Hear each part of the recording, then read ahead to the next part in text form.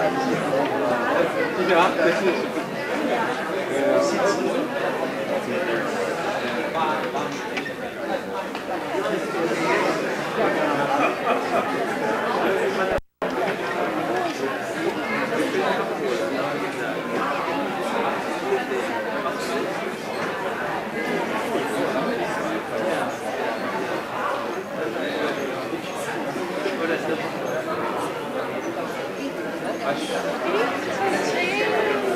Ja, ich habe keine Angst.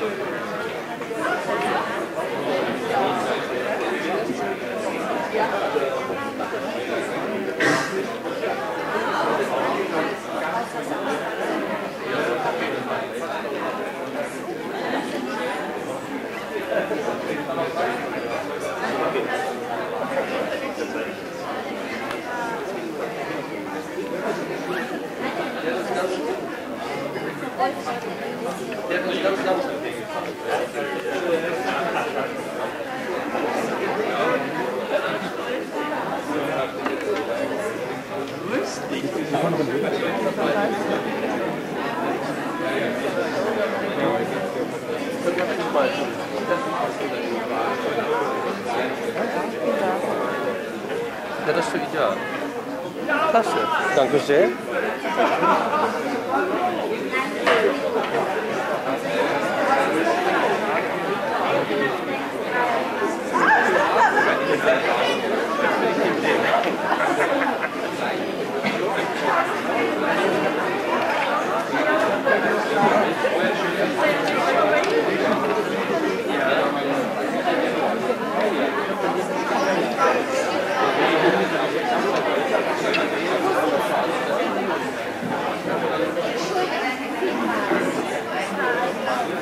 Was jetzt habe ich vorhin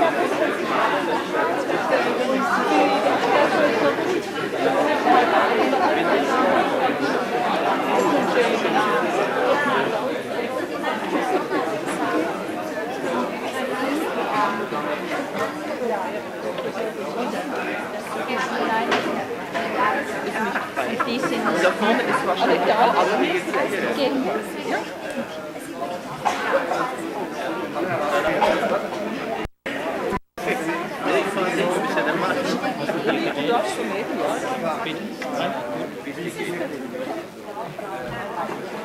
Und dann können wir hier noch einen für Anita besetzen.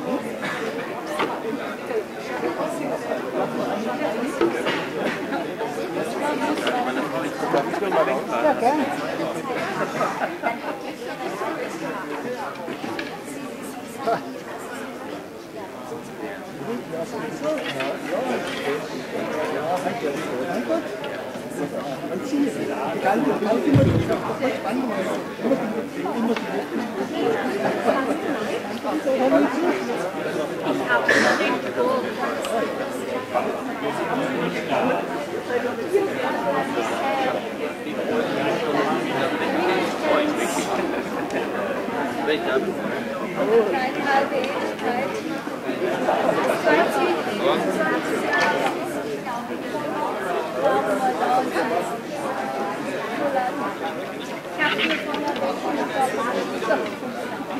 Das ist die Tamara.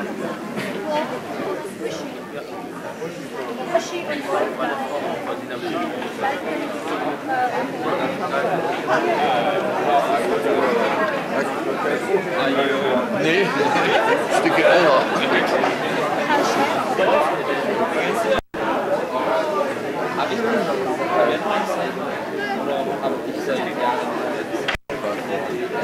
Vor langer Zeit der erste war beim Militär hier im Weingarten. Da bin ich hier am Bodensee. Der Schwiegerkamerad hat dann zum Sauber geführt. Da war ein großes Bauernhaus und hinten ein großes Loch. Das war das große. Der erste Anblick von Bodensee.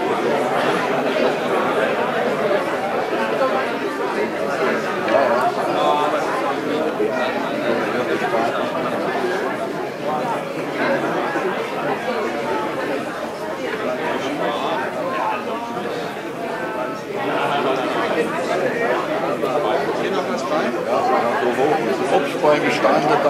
ist noch die alte Oppenbahn, war ein schöner Bestand. War ja schon alt.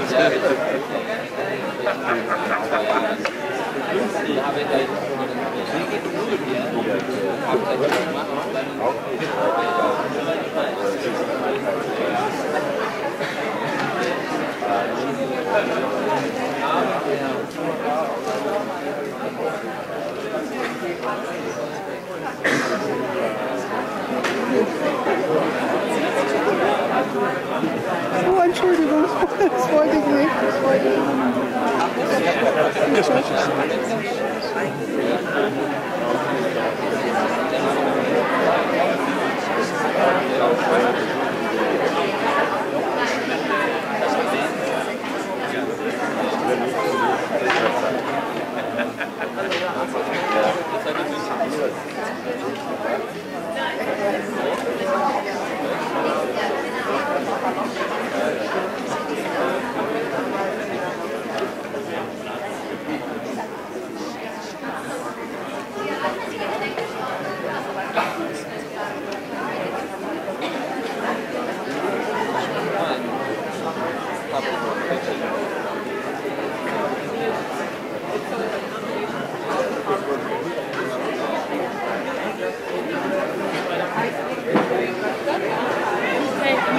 Was denn?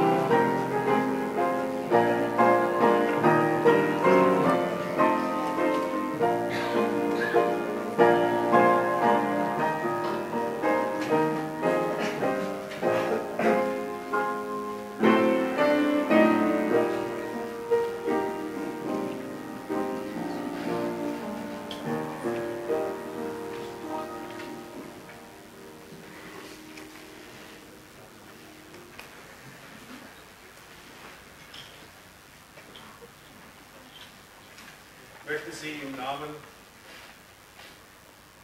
unseres Vaters im Himmel, im Namen Jesu Christi, seines Sohnes, und im Namen des Heiligen Geistes herzlich begrüßen zu dieser Nachmittagsveranstaltung, zu der Einsetzungsfeier hier am Bodenseehof. Für die Kinder ist unten im Keller ein Spielraum. Wer die Kinder da Acht geben möchte, kann das in der Zwischenzeit tun. Und wir wollen gemeinsam das erste Lied singen, Ist nicht zu danken, dem ewigen Herrn, auf der Rückseite Ihres Programms aufgeschrieben.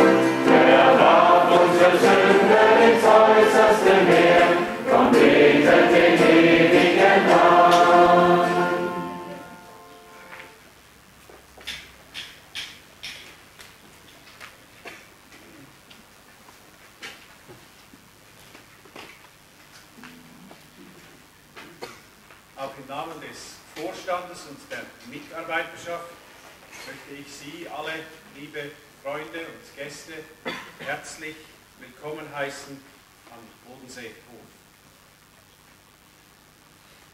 Zu meiner Person, einige kennen mich nicht, ich bin Mitarbeiter und verantwortlicher Leiter der Fackelträgerarbeit in der Schweiz und seit Juni dieses Jahres zum stellvertretenden Vorsitzenden gewählt worden, und darum ist es meine Pflicht, hier heute vor Ihnen zu stehen. Ich nehme diese Pflicht selbstverständlich gerne wahr und freue mich.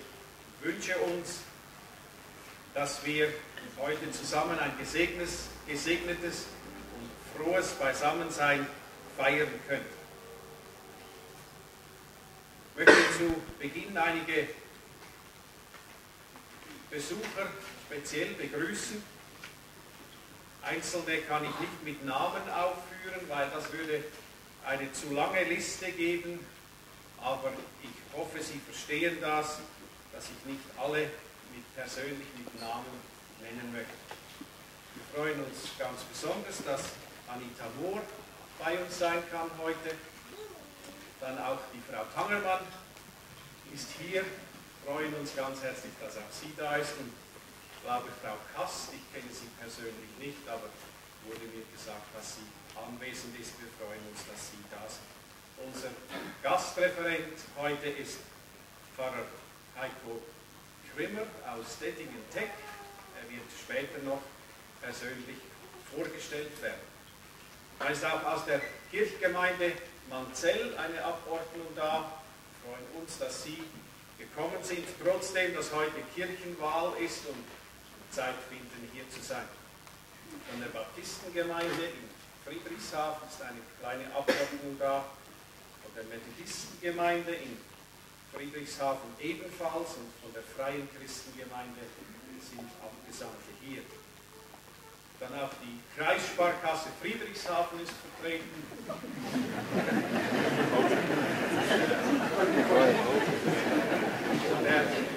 Der Direktor, wenn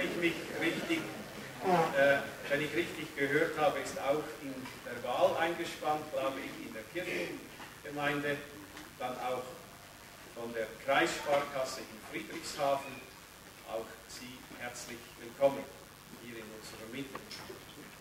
Dann sind Abgeordnete hier aus der Deutschen Missionsgemeinschaft aus Sinsheim und dann Vereins- und Vorstandsmitglieder des Bodenseehof-Vereines, auch eine ganze Anzahl, die wir hier nicht namentlich aufführen können. Dann Mitglieder des Vereins und Missionare der Missionsmannschaft vom Roten Meer. Dann aus der Klostermühle Fackelträger sind ein paar angereist. Ich habe gehört, dass sie mit Bleifuß hergekommen sind. Dann aus dem Fackelträgerzentrum Tauernhof in Österreich. Und dann möchten wir natürlich auch alle Gäste aus der Umgebung, Freunde und Bekannte des Bodenseehofs, besonders auch ehemalige Bibelschüler des Bodenseehofs herzlich begrüßen hier zu dieser Veranstaltung und auch ehemalige Studenten der Klostermühle, auch einige von Ihnen sind heute da. Und all diejenigen, die jetzt nicht erwähnt wurden und heute hier sind, herzlich willkommen zu dieser gemeinsamen Feier. Ich möchte kurz ein Wort aus der Bibel vorstellen und lesen. Ich denke, es ist immer gut an einer solchen Einsetzungsfeier ein paar Worte für die Zielrichtung, die allgemeine Zielrichtung, wo es hingehen soll, wo es lang gehen soll, auszurichten. Ich lese die ersten 3 Verse aus dem Hebräerbrief im 12. Kapitel. Da steht, und wie Sie es gehört, ich habe eine Schweizer Übersetzung hier natürlich. Darum also auch wir, da wir eine so große Wolke von Zeugen um uns haben, jede hemmende Last und die uns so leicht umringende Sünde ablegen und mit Ausdauer laufen in dem Wettkampf, der vor uns liegt, indem wir hinblicken auf den Anfänger und Vollender des Glaubens, Jesus, der, um die vor ihm liegende Freude zu erlangen, das Kreuz erduldete, die Schande gering achtete und sich dann zur Rechten des Thrones Gottes gesetzt hat. Denn achtet nur auf den, der einen solchen Widerspruch von den Sündern gegen sich erduldet hat, damit ihr nicht ermattet und in euren Seelen verzagt. Das möchte ich allen heute mitgeben, aber ganz besonders dem Team am Bodenseehof für ihre Zukunft. Es heißt hier, dass wir jede hemmende Last ablegen sollen. Eine hemmende Last kann sein, die Vergangenheit zum Beispiel. Man muss irgendeinem Vorbild nacheifern, man meint, man müsse etwas nacheifern. Es heißt hier, wir sollen solche hemmende Last ablegen. Eine weitere hemmende Last könnte die Zukunft sein. Wenn wir uns selbst anschauen und unsere eigene Unfähigkeit und Unvollkommenheit könnte als Last empfunden werden. Das heißt, solche Lasten sollen wir beiseite legen und aufschauen auf ihn, auf Jesus, den Anfänger und Vollender des Glaubens. Dazu möchte ich Mut machen, aufzusehen auf Jesus und die Lasten, die uns bedrücken, weglegen. Ich darf nun unter der Leitung von Jochen Stahl, glaube ich, stimmt das? Jochen König zu. Ich habe den Jochen Stahl in unserer Mitte seit vielen Jahren nicht gesehen. Grüß dich, Jochen. Und darum habe ich dich verwechselt, aber es ist natürlich der Jochen König. Unter der Leitung von Jochen König wird nun der Bibelschulchor ein Lied singen, I will give him glory.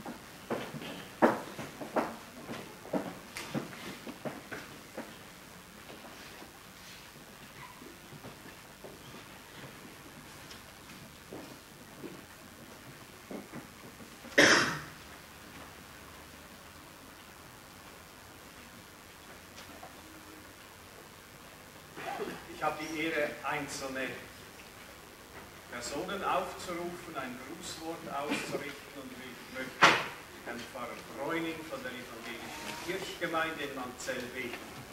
Sein Wort. Dankeschön.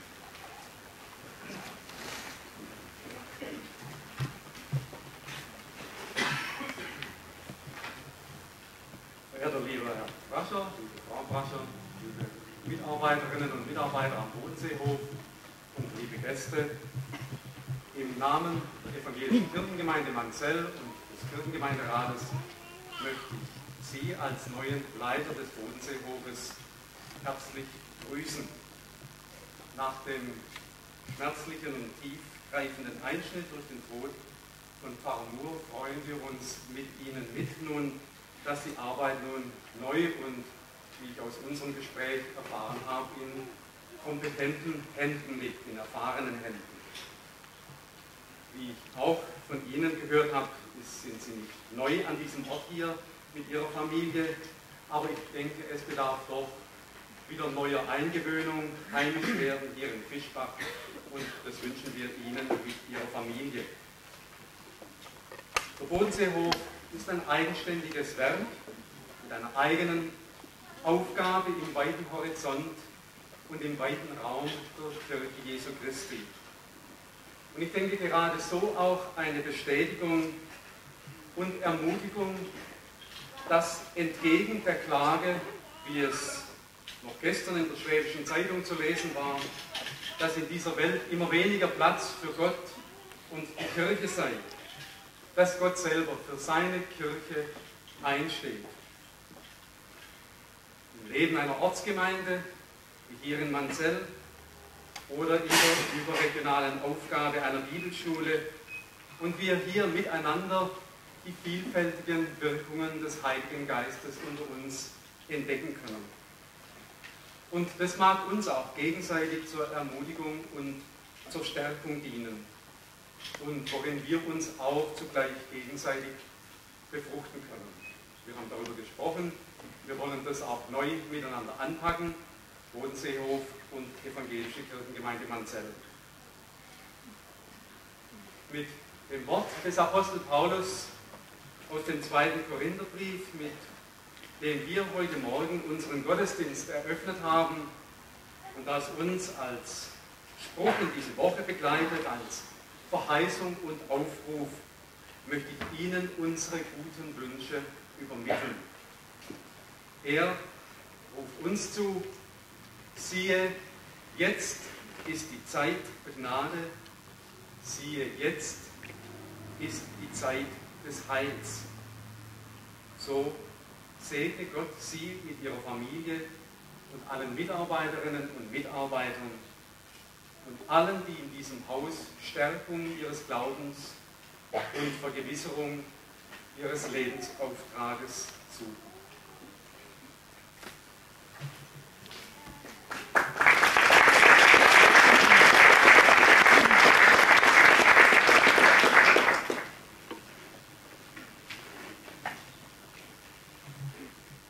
Darf ich Herrn Pastor Kohle der Evangelischen Allianz in Friedrichshafen.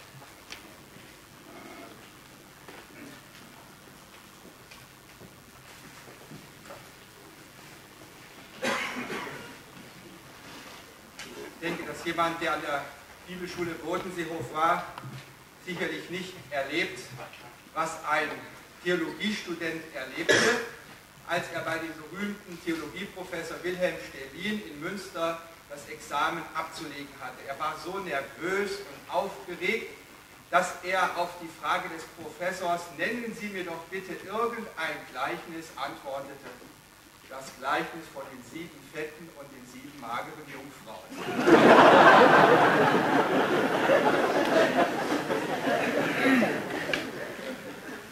Treffen sich 2 Lehrer in der Pause, der eine ist Religionslehrer und sagt zu seinem Kollegen: Also habe ich doch heute in der Klasse die Frage gestellt, nennt mir doch bitte die 4 Evangelisten. Ja, und was meinen Sie, was der Schüler antwortete? Na, sagt der Kollege, was hat er denn gesagt? Na, Petrus und Paulus. Na ja, sagt der andere Kollege, 2 hat er doch immerhin gewusst.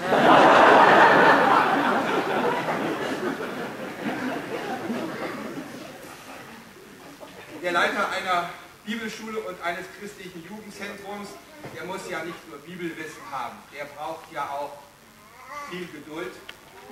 Nicht nur mit den Mitarbeitern, auch mit den jungen Leuten, die hier im Haus aus und eingehen.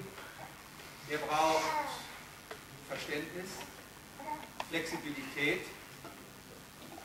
er braucht vermutlich Weisheit. Ich schätze mal, er braucht pädagogisches Geschick, er braucht Weitblick.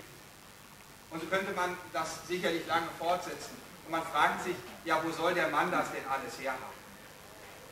Aber wir als Christen haben eine Quelle und darum möchte ich Ihnen zurufen, was im Psalm 36, Vers 10 geschrieben ist: Bei dir, Herr, ist die Quelle des Lebens. In deinem Licht sehen wir das Licht. Und dass Sie sich immer wieder an diese Quelle erinnern. Das ist ja auch schon durch die Eingangsworte aus Hebräer 12 gesagt, es ist Jesus, Das wünsche ich Ihnen. Dass Sie dann, wenn mal so alles über einen zusammenstürzt, wieder neu aus dieser Quelle schöpfen können. Dazu segnen Sie Gott in Ihrem Dienst hier als Leute, als Familie des christlichen Bodenseehof, des christlichen Jugendzentrum Bodenseehof. Ich habe Ihnen etwas mitgebracht.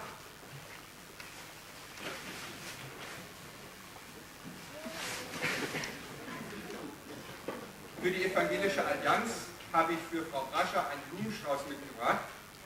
Und der ist, finde ich, so schön bunt wie die Gemeinden, die zur Evangelischen Allianz gehören. Es wurde schon gesagt, Christen aus der Evangelischen Landeskirche, aus der Freien Christengemeinde, aus der Methodistengemeinde, aus der Baptistengemeinde, aus dem CVJM. Und Sie sehen, das ist ein bunter Strauß. Und ich wünsche Ihnen, dass Sie die Evangelische Allianz hier in Friedrichshafen als so einen bunten Strauß immer wieder neu entdecken.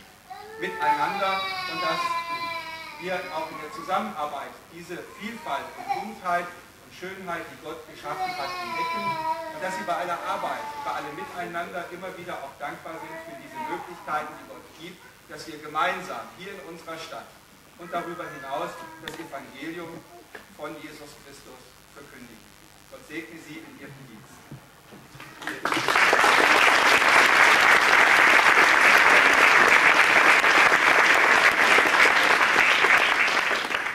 Ich habe gedacht, für den Leiter wird es ein Buch dann wohl auch tun, hoffentlich eins, das er noch nicht hat.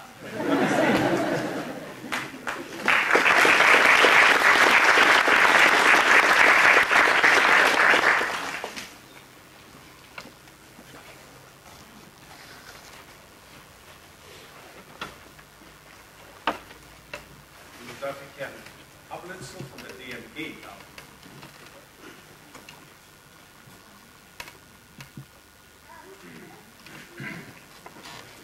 Lieber Bruder Brasser, liebe Frau Brasser, liebe Geschwister, ja, ich bringe ganz herzliche Grüße vom Buchenauer Hof. Ich bin dort der Kandidatensekretär. Unser Direktor Manfred Bluthardt lässt ganz besonders herzlich grüßen, sein Stellvertreter Dr. Richard Blöcher.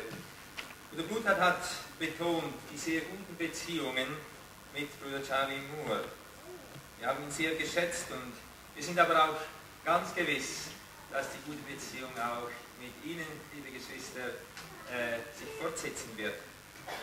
Wir freuen uns sehr an unseren bewährten Missionaren Karin Mende, Gudrun Franke, die Abdezions, auch Adams, die ja hier absolviert haben. Und wir hoffen sehr, dass wir auch weitere Absolventen von der Bibelschule Bodenseehof bekommen werden. Vor allem auch aus Ihrem CASP-Programm, zu dem wir Sie sehr herzlich beglückwünschen. Ich denke, das war eine ganz feine Sache. Übrigens, wenn Sie mal Hilfe brauchen im Missiologieunterricht, dann sind wir gerne bereit einzuspringen. Ich möchte einen Abschnitt aus Apostelgeschichte 2 in Erinnerung rufen.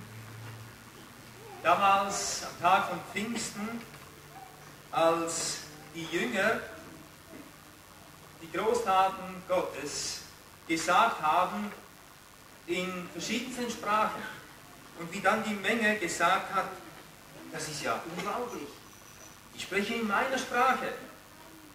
Wir hören davon, dass die solche, die Medisch konnten, Elamitisch, Mesopotamisch, Hebräisch natürlich, Kappadozisch, aber Leute aus Pontus, Asien, Phrygien, Pamphylien, Ägypten, aus der Gegend von Kyrene, die hier weilenden Römer, sowohl Juden als Proselyten, Kreter und Araber. Sie alle haben in ihren Sprachen das Evangelium hören dürfen. Wir hören, sagen sie, wie diese einfachen Männer die großen Taten Gottes in unseren Sprachen reden. Wir freuen uns sehr an dieser englischsprachigen Bibelschule im deutschen Sprachgebiet. Hier lernen Geschwister verschiedener Nationen über die großen Taten Gottes reden. Und wir hoffen und wollen beten, dass sie das auch in Zukunft nicht nur in Englisch und Deutsch tun, sondern in noch zig anderen Sprachen.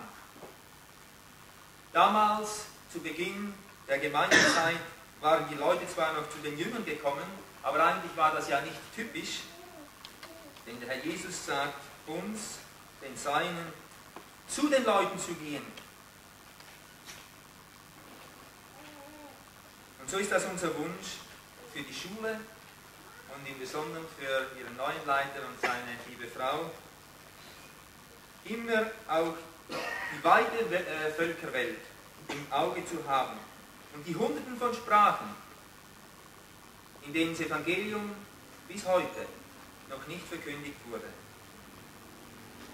Und wenn der Alltag mal schwer werden will und die Sorgen sich türmen sollten, denkt daran, ihr steht an einer unendlich wichtigen Sache mit weltweitem Horizont zur Ehre Jesu, unseres Heilandes.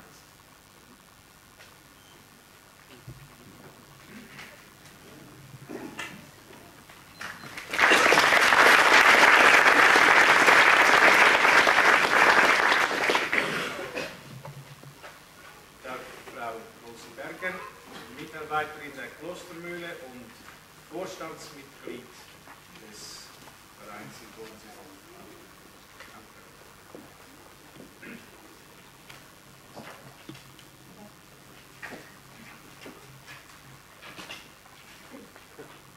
Lieber Herr, liebe Penny, liebe Mitarbeiter, das Klostermühlenteam grüßt euch mit Haggai 1, Vers 13. Ich bin bei euch, spricht der Herr. Das ist die Losung von gestern. Aber im Hebräer 13 steht Jesus Christus gestern und heute und in alle Ewigkeit. Ist das nicht schön? Immer? Gestern war es schon. Es ist heute. Es ist morgen. Und es ist immer. Wir feiern gern mit euch, obwohl wir Klostermühler am wenigsten Grund dazu haben, weil der Herr uns verlassen hat.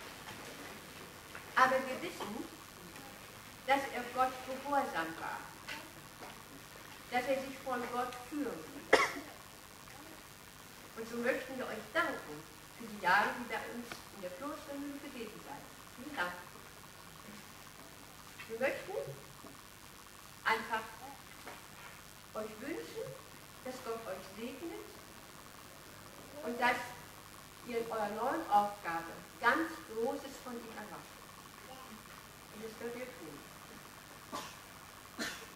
Und jetzt sage ich nochmal den Tag.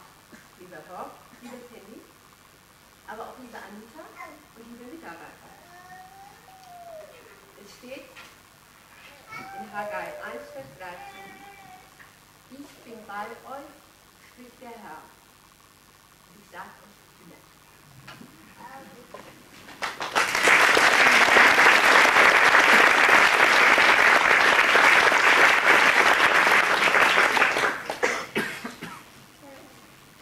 Beim nächsten Gast bin ich froh, dass die Deutsche Bundesbahn pünktlich ist und das Taxi auch. Dann fahren wir nach Hause.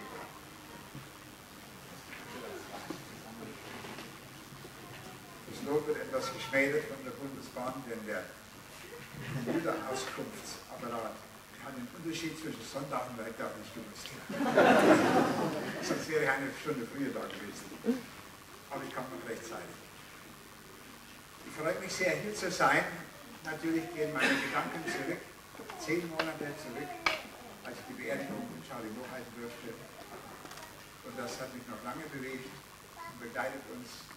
Aber jetzt heute als Christen, wenn wir in die Zukunft schauen. Ich grüße von vielen Pfarrern, die ihre Konfirmanden hier zum Bodenseehof schicken. Aus Oberfranken sind das mindestens ein Dutzend. Und von Vogtland, Sachsen einige und von Schwaben, glaube ich, auch nicht wenige. Ich habe auf der Liste gesehen, dass ich der einzige Gemeindepfarrer bin. Ich denke, ich soll von Ihnen allen grüßen, diesen Pfarrer, die mit großer Freude und Dankbarkeit hier ihre Konfirmanden herschicken, weil sie hier eine Begegnung mit Jesus erwarten. Viele wenigstens. Ich grüße auch besonders aus Geroldsgrün von der Gemeinde. Auf dem Programm steht Bad Stegen. Da sind wir in Bodengrün Orchestern eingemeindet. Aber ich grüße nun Geroldsgrün sehr herzlich vom Pfarrer Grimm, der mein Nachfolger geworden ist. So Gott will, im Frühling nächsten Jahres kommen die faktenreichen 7 Gruppen zum 25. Mal nach Tirolsgrün. Das ist ein Jubiläum, das soll abgefeiert werden. Wir freuen uns schon darauf, wenn ihr kommt. Und dann grüße ich besonders herzlich von Tirolsgrün bei Herr Brascher und die 4 Kinder vor 10 Jahren, von 85 bis 87, 2 Jahre Gemeindepfarrer in Tirolsgrün war. Es war ein langer Bürokrieg mit der Kirchenleitung, weil ein Amerikaner, kein Lutheraner, auf einmal Gemeindepfarrer werden sollte. Aber es hat dann doch geklappt. Er durfte sogar taufen und konfirmieren und beerdigen und Trauungen halten, genau wie ein bayerischer lutherischer Pfarrer. Und das Schönste war am Schluss dann, der Brascher war bei einigen Konferenzen dabei, wo ein Oberkirchenrat dabei war. Ausgerechnet bei der, wo er sich verabschiedet hat vom ganzen Dekanat, einem Pfarrer. Und der muss scheint berichtet haben in München, dass der Pfarrer Brascher ein ganz vernünftiger Mann ist. Und dann hat der andere Oberkirchenrat, der für Mission und Ökumene zuständig ist, ihn auch kennengelernt auf einer Konferenz in Selbitz. Und der ruft mich dann an und sagte, also der Pfarrer Brascher ist ein ganz netter Mann. Sie hat nämlich bis jetzt noch keinen Pfennig bezahlt für ihn. Da können wir doch, müssten wir eigentlich noch was Gutes tun. Da sage ich, das ist sehr schön, wenn Sie den Eindruck haben, das finde ich auch. Was können wir denn tun? Ich habe gesagt, ja, er zieht jetzt weg nach Klostermühle, vielleicht könnten Sie den Umzug bezahlen. Jawohl, ich sagte, wird gemacht. Das ist ja kein Pappenstiel-Umzug. Ne? Also ihr seht, das war ein gutes Zeugnis auch für unsere Pfarrerschaft, unsere Gemeinden, eine ganze Umgebung und hat auch mitgewirkt, dass viele andere junge Pfarrer gesagt haben, wir schicken unsere Verwandten zum Bodensee. Ich will auch ein Bibelwort nehmen, und zwar auch dasselbe wie die Rosi Berger. Insofern war es gut, dass wir hintereinander sind. Ich hatte schon Angst, dass er etwas mehr drüber sagt. Nachdem ich Theologe bin, muss ich auch theologisch mich dazu äußern. Also ich habe in der Eisenbahn noch Haggai 1 und 2 gelesen, da kommt nämlich der Spruch 3-mal vor. Ich bin mit euch. Und jeder Bibelleser, und Herr Brascher besonders, der weiß, dass das öfters in der Bibel steht. Mose wurde gesagt am feurigen Busch, wer den Auftrag bekam, zum Pharao zu gehen, das schlottert ihm schon die Knie, denn zwischen Ziegenhirt und Weltherrscher ist ein ganz schöner Unterschied. Gott wollte ihn trösten und sagte, ich bin mit dir. Das konnte der Mose nicht fassen. Es hat ziemlich lang gedauert, bis er dann eingewilligt hat, den Auftrag auszuführen. Man sieht daran, wie schwer man sich tut, wir alle miteinander, die schlichte Verheißung zu akzeptieren, der Allmächtige ist mit dir. Mir hat er fast nicht zu vergeben. Ich bin mit dir. Steht ziemlich oft. Später beim Josua heißt es genauso im 1. Kapitel, ich bin mit dir. Und wenn ich so am Bodenseehof denke, könnte ich fast den Charlie Moore mit Mose vergleichen und Herr Brascher mit Josua. Der einen Berg fortführen soll, ist ja auch keine leichte Aufgabe. Und Josua hatte auch Bedenken und Minderwertigkeitskomplexe. Und Gott hat ihm dasselbe gesagt wie vorher, siehe, ich bin mit dir. Später sagt Jesus zum Apostel Paulus, der sollte nach Korinth evangelisieren. Er hatte vor Korinth mehr Angst als vor Athen. Es war ein moralischer Sumpf, kat exochen, sagt man Krieg. Und Jesus sagt zu ihm, geh ruhig nach Korinth. Ich bin mit dir und niemand soll sich unterstehen, dir zu schauen. Und als Jesus die 12 Jünger ausschickte, hat er keine Bibelschule hinter sich wie Bodenseehof, sondern waren Handwerker oder Fischer und sollten nun eine Riesenaufgabe anpacken, das ganze Mittelmeergebiet und ringsherum die Länder. Jesus sagt, ich bin mit euch jeden Tag. Und mich hat das schon sehr oft getröstet, dass das so oft in der Bibel steht, an entscheidenden Punkten. Und dass es einfach das Beste ist. Als Jesus geboren wurde, sagte der Engel vor der Geburt, nennt ihn Emmanuel, das heißt, Gott ist mit uns. Das ist also die Botschaft für dich. Ich glaube, es gilt für die ganze Familie, für den ganzen Bodenseehof, Der Herr wird auch weiterhin mit diesem Werk sein, wird es segnen, wird junge Menschen in die Nachfolge rufen und stärken und zum Dienst ausrüsten in der ganzen Welt in der Mission. Nun ein kleiner sichtbarer Gruß auch. Einmal ein Buch für dich, hoffentlich hast du es noch nicht. Ein ganz seltenes Buch, gibt es kaum in einem Verlag, keinem Verzeichnis. Ich habe dir schon mal davon erzählt. Gebieten und Zuruf hast du noch nicht, gell? Ich habe schon aus Vorsorge Gebieten auf einem Karton geschrieben. Eine Stimme hat mir gesagt, es könnte sein, dass. Ja, aber dann können wir das unternehmen. Aber hier habe ich noch ein schönes Kuvert von der Kirchengemeinde Geroldsgrün. Wir haben den Bodenseehof sehr lieb. Und Liebe geht durch den Magen. Aber das ist besser, dachte ich, für den Bodenseehof, wenn er durch den Geldbeutel geht. Das wirst du entdecken, wenn du es aufmachst. Also Gottes reichen Segen und den festen Glauben an die Verheißung, der Herr ist mit euch.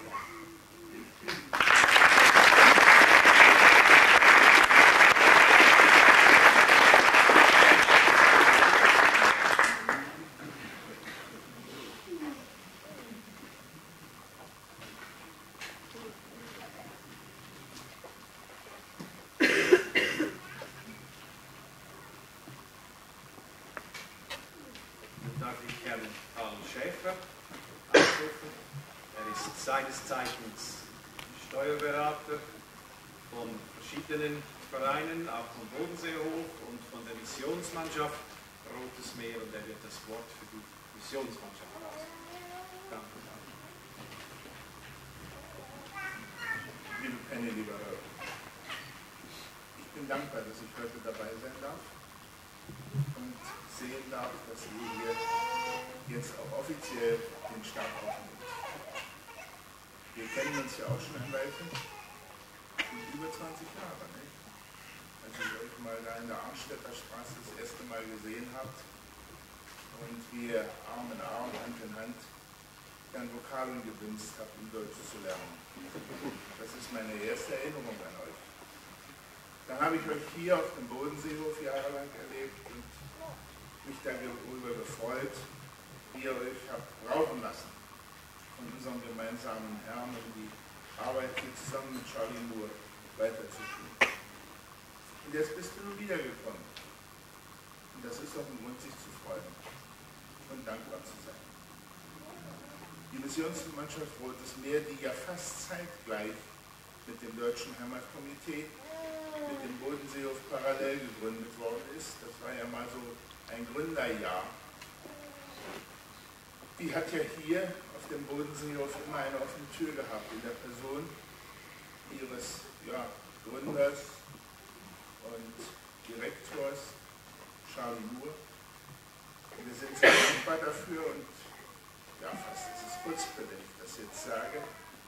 Wir hoffen, dass die Missionsmannschaft auch zukünftig immer ein Spalt die Tür offen findet. Und wir kommen, um uns hier zu treffen, um hier möglicherweise Tagungen durchzuführen.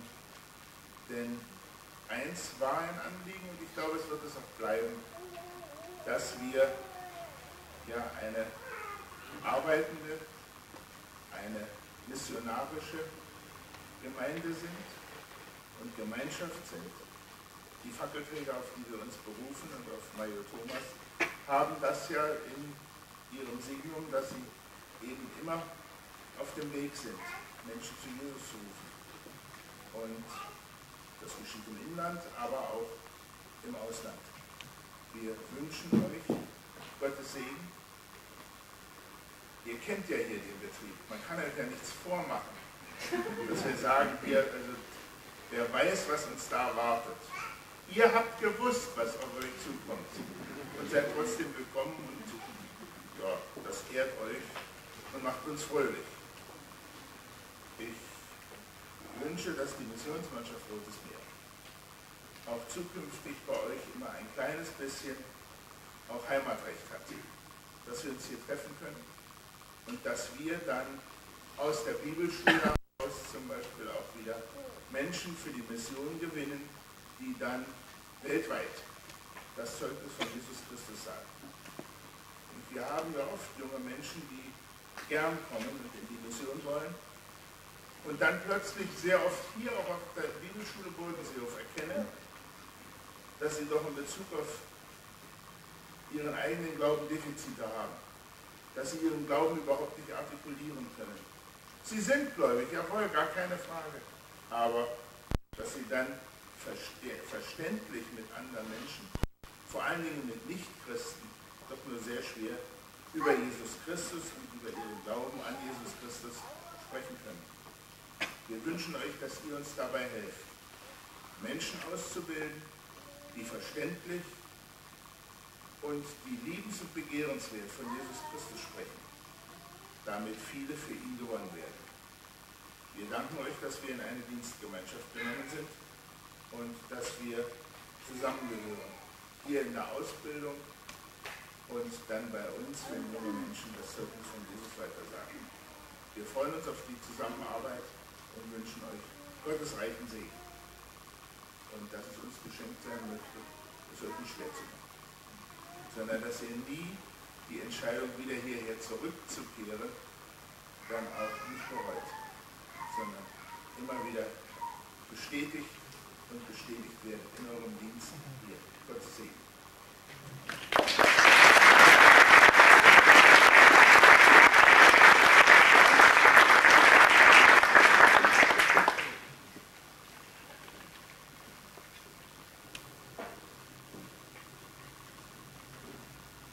Ich schätze, dass noch einige von unter Ihnen persönlich etwas zu Penny und Herb sagen möchten an diesem Punkt. Ich möchte darauf aufmerksam machen, dass anschließend dann diese Veranstaltung hier im Plenum genügend Gelegenheit ist, auch das Gespräch mit Ihnen aufzunehmen, untereinander weiterzuführen. Wir schließen diesen Teil des Grußwortes hier ab. Ich möchte das Sing-Team The Reapers einladen und Scott Countryman, den Leiter der Bibelschule, einladen, dass er das Sing-Team schnell vorstellt, die Nationen, wo die Leute herkommen.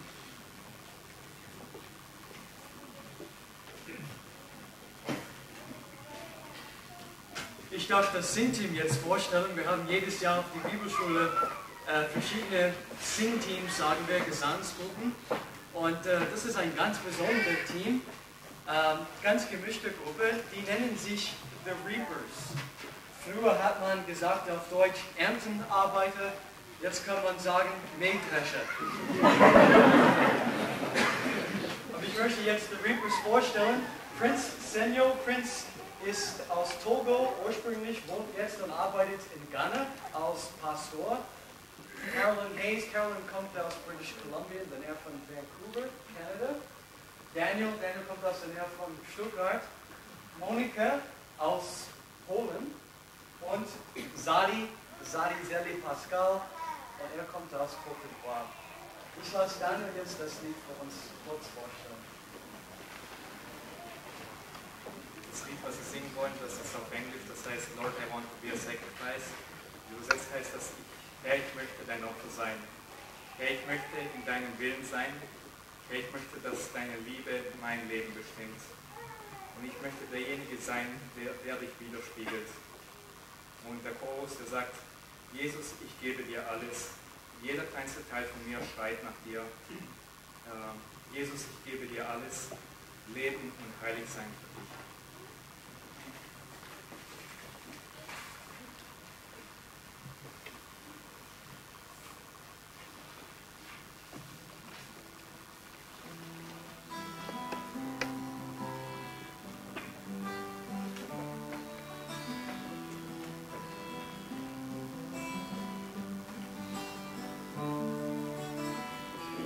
Lord, I want to be a sacrifice.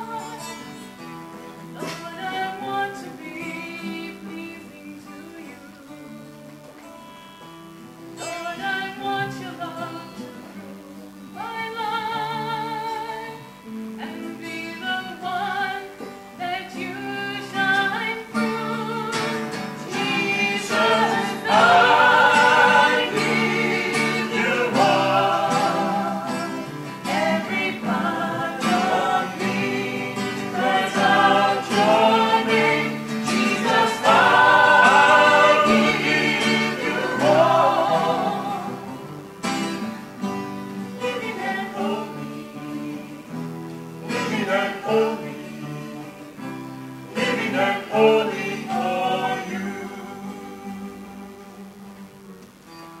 Lord, I want to be a sacrifice. Lord, I want to be pleasing to you. Lord, I want your love to rule my life and be the one that you shine through. Jesus, I give you all, every part of me cries out your name. Jesus, I give you all, living and holy, living and holy, living and holy for you. I give you all, every part of me cries out your name. Jesus, I give you all, living and holy, living and holy, living and holy for you. Living and holy, living and holy, living and holy for you. Living and holy, living and holy, living and holy for you. Living and holy, living and holy, living and holy for you.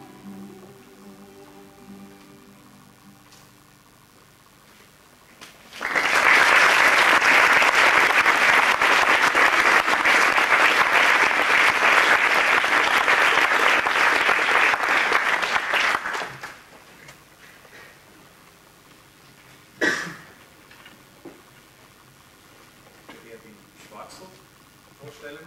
Er ist langjähriger Freund von Bodenseehof und auch im Juni in den Vorstand gewählt worden.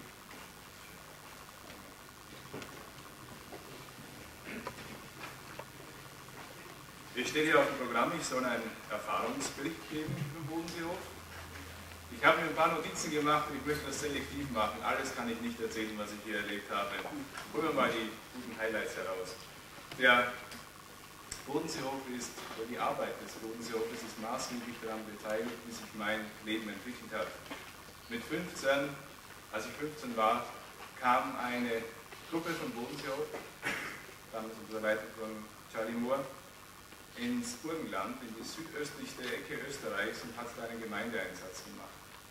Und bei diesem Gemeindeeinsatz habe ich eigentlich durch diese klare Verkündigung und das unkomplizierte, echte Zeugnis der Studenten eigentlich auch den Weg zu Gott gefunden und bin da gläubig geworden. Und seitdem ließ es mich nicht mehr los.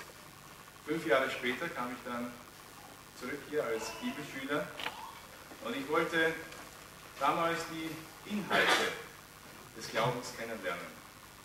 Ich war gläubig, aber ich wollte mehr wissen darüber. Ich wollte besser argumentieren können. Und in der Schulausbildung und im Militärdienst habe ich das oft erfahren, ich kann mich zu wenig artikulieren über meinen Glauben. Mir fehlt da ein bisschen was.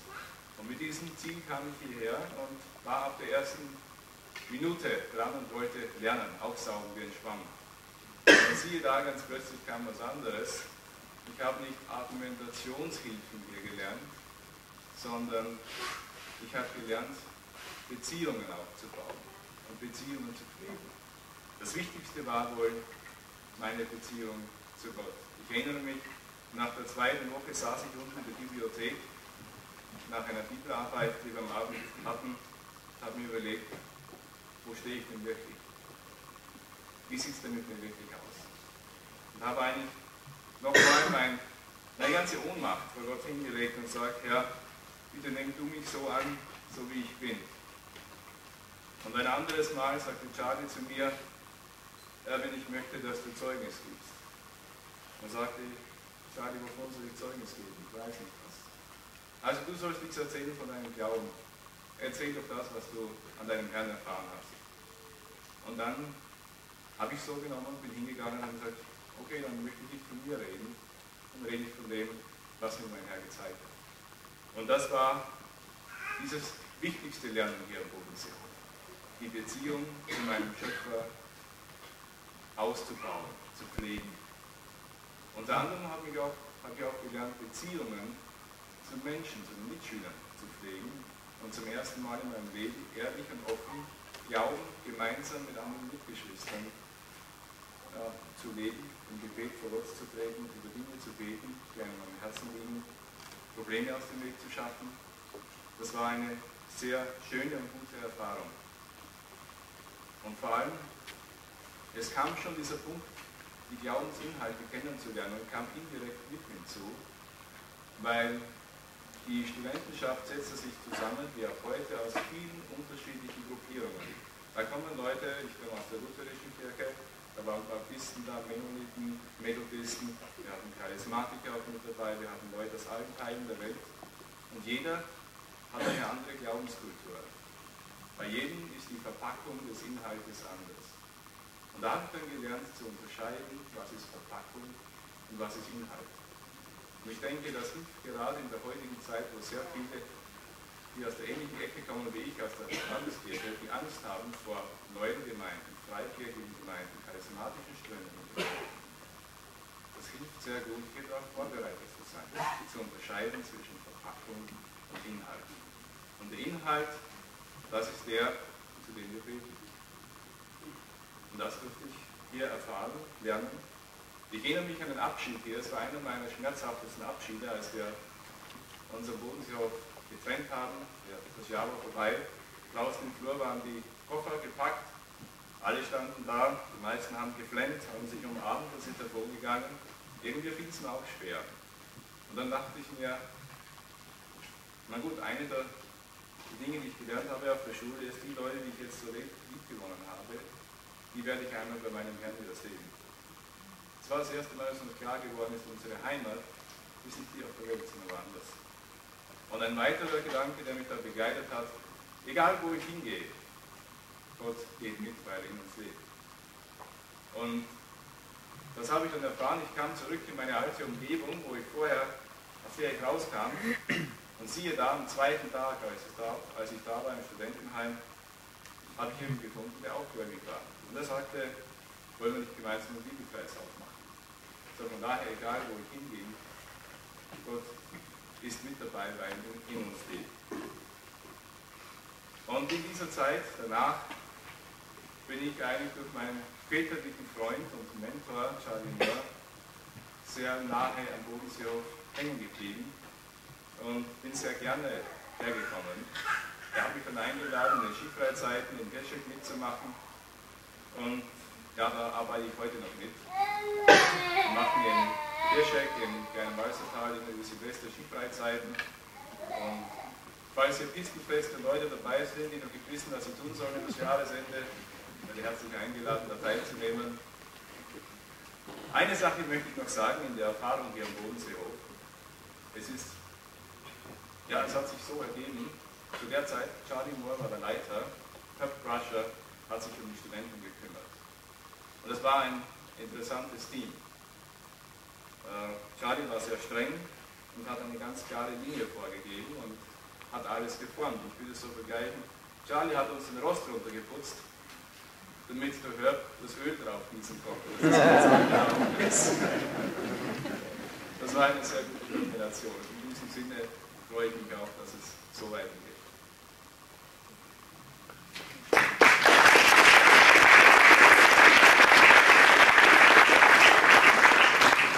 Fragt sich jetzt, wer den Rost noch runterputzt. Ja? Aber ich glaube, wir haben hier ein sehr gutes Team und es sind auch andere, die auch in dieses Loch noch reinkommen und uns ergänzen. Ich bringe Grußworte zuerst, noch ergänzende Grußworte. Ja, ich könnte von überall in der ganzen Welt Grußworte bringen, aber wir wollen irgendwann noch Kaffee trinken, nicht? Erwähnen sollte ich von Major Ian Thomas, der vor kurzem, ich glaube vorgestern, ein Fax geschickt hat. Meine Gedanken, meine Gebete sind mit euch in diesem Tag. Großartige Dinge liegen vor euch, wenn ihr und wenn wir unser Vertrauen völlig in den Herrn Jesus Christus setzen. Mit unter anderem Grüße von Major Ian Thomas, von Mark Thomas, seinem Sohn in England, ist auch ein Fax gerade vorhin angekommen. Und er wünscht uns auch gottesreichen Segen für diesen Tag. Und auch noch ein Brief vom evangelischen Dekanat an, vom Dekan Müller-Bay hier in Friedrichshafen. Er bat mich, diesen Brief uns allen vorzulesen. Wir haben uns als Brüder, lieber Frau Brascher, wir haben uns als Brüder in Christo bei Ihrem Antrittsbesuch schätzen gelernt. Zu meiner großen Freude erfolgt heute Ihre Einsetzung als neuer Leiter des christlichen Jugendzentrums Bodenseehof. Ich kann dieser Feier leider nicht beiwohnen, weil ich selber in meiner Gemeinde Dienst tue. Ich erinnere auch an die kirchlichen Wahlen. Zu gerne hätte ich Ihnen einen Segen persönlich zugesprochen. Nun tue ich mit meinem Herzen und schreibe ihn nieder. So spricht der Herr, ich will dich segnen und du sollst ein Segen sein. So wird es in Ihrem Dienst werden und darum bitte ich zu Gott, dass viele Menschen ihretwegen Ihnen danken. Mit freundlichen Grüßen an die ganze Festgemeinde, Ihr Dekan Müller-Bay. Ja, wie gesagt, wir können noch einige Grußworte bringen, aber von Bibellesebund kam auch ein Brief und von manchen anderen. Aber ich glaube, lassen wir es an der Stelle. Wir sind sehr dankbar dafür einfach, dass viele Menschen und Christen mit uns stehen. Es ist fast 26 Jahre her, dass Charlie Moore die Columbia International University besucht hat. Damals hieß das ganz einfach, Columbia Bible College, und zu einem Gebetskreis sprach, zu dem ich und einem Mädchen namens Penny gehörte. Wir hatten uns kurz davor kennengelernt durch einen Deutschen, der auch mit dabei war. Er hat uns gegenseitig vorgestellt, der heißt Rainer Blank. Er wird auch manchen von Ihnen auch bekannt sein. Und als Charlie Moore Dias und Bilder über den Bodenseehof und das neue Projekt zeigte, dass ich von dem ich schon ein klein bisschen wusste durch den Major Ian Thomas, habe ich aber nie geträumt, erstens, dass wir eigentlich zusammen nach Deutschland kommen würden und erst recht nicht, dass wir hier 11 Jahre lang Mitarbeiter sein würden. Aber es kam so, 1972 hat Gott uns nach Deutschland berufen. Zuerst waren wir in der Klostermühle, haben unsere ersten Schritte in der deutschen Sprache getan, wie Karl Schäfer schon angedeutet hat. Und dann hat Charlie mal angefragt, ob wir hier zum Team kommen könnten, kurzer Zeit, weil er nach Äthiopien fahren musste mit der Missionsmannschaft. Und so sind wir jetzt für kurze Zeit dazu gekommen, sprich 11 Jahre lang. Und danach hat es dann uns weitergeführt, zuerst nach Oberfranken und dann wieder die Klostermühle. Ja, jetzt kommt es wieder, dass wir zum zweiten Mal zum Bodensee von Obernhof gezogen sind. Meine Frau hat ausgerechnet, mit allen Wohnungen, wo wir hier in Friedrichshafen gewohnt haben und in Obernhof und in Oberfranken, mit allen zusammen sind wir 15 Mal in unserem Leben als Familie umgezogen. Mit allem, was damit verbunden war, auch für unsere Kinder. Es war nicht immer leicht, aber ich glaube, es ist für uns allen gut, letzten Endes, auch wenn wir nicht so oft umziehen müssen, und ich wünschte es eigentlich keinem von uns. Aber ich glaube, es ist für uns alle gut zu wissen und uns zu merken, dass das Leben eine Veränderung immer wieder bedeutet. In der Bibel heißt es ganz einfach wandeln. Charlie Moore pflegte immer wieder zu sagen, Gott tauscht immer seine Mitarbeiter aus, aber seine Sache führt er weiter. So steigen wir ein in eine Geschichte, die schon längst angefangen hat, schon vor der Zeit von Charlie und Anita.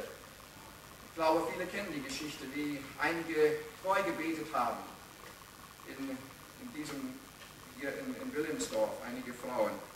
Und ja, es ist eine Geschichte, wie gesagt, die er angefangen hat. Und wenn nachher das möchte ich betonen, die ganze Mitarbeiterschaft nach vorne kommt, denn eigentlich ist es nicht nur für uns, es ist eine Feier zusammen, und eine Bitte, dass Gott uns alle segnet. Wenn die ganze Mitarbeiterschaft nach vorne kommt bei der Segnung, dann sollen wir dran denken, wir sind eigentlich nur ein Bild.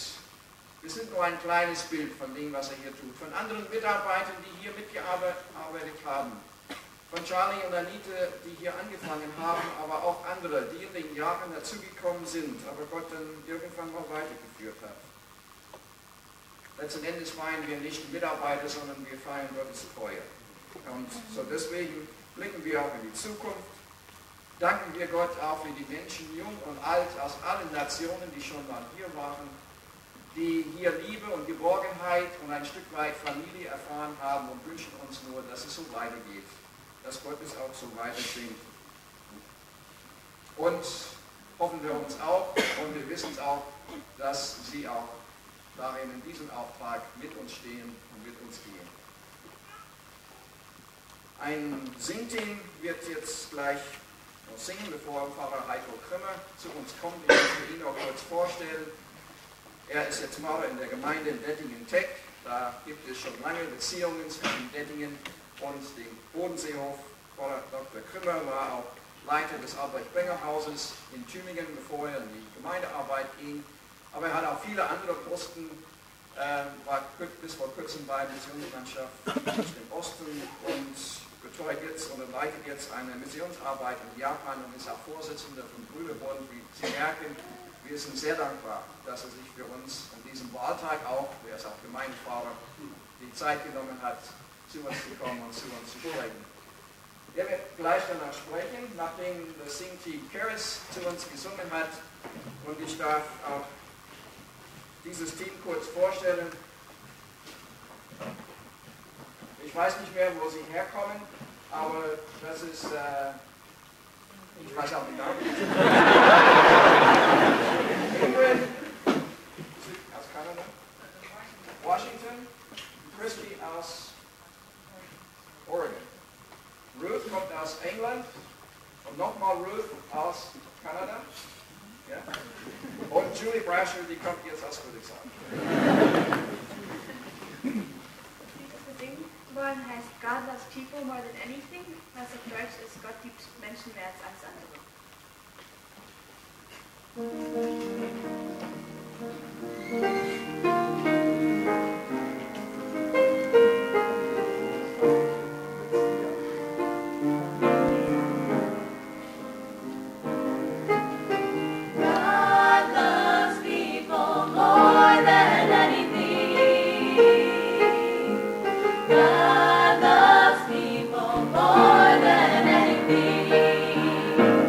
More than anything, he wants them to know.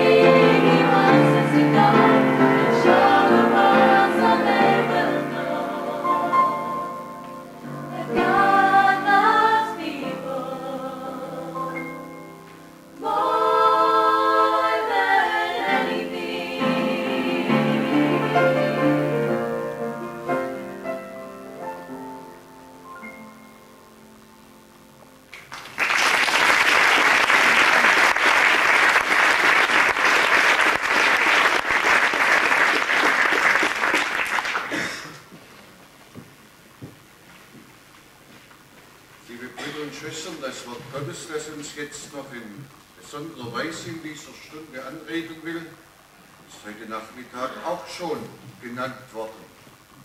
Ich lese aus dem 2. Korintherbrief, Kapitel 6, die Verse 1 und 2, wo der Apostel Paulus schreibt: Als Mitarbeiter aber ermahnen wir euch, dass ihr die Gnade Gottes nicht vergeblich empfangt. Denn er spricht: Ich habe dich zur Zeit der Gnade erhört und habe dir am Tage des Heils geholfen. Siehe, jetzt ist die Zeit der Gnade. Siehe, jetzt ist der Tag des Heils. Mitarbeiter Jesu Christi. Das ist ja auch das, was wir sein wollen und was wir sein dürfen. Welche Würde spricht uns unser Herr zu? Mitarbeiter Jesu Christi. Wenn wir dieses griechische Wort ganz wörtlich übersetzen, heißt es eigentlich Mitflüger zu sein. Aufflügen. Das ist der Dienst, zu dem uns unser Herr Jesus Christus in dieser Zeit und in dieser Welt ruft. Wir dürfen aufflügen. Nun, Pflügen, das macht man nicht zum Spaß, das macht man nicht einfach so, sondern ein Feld wird aufgepflügt, wenn gesät werden soll. Das ist unser Dienst. Wir sind Pflüger. Wir nennen deshalb als ersten Satz, wir sind Mitarbeiter Jesu Christi.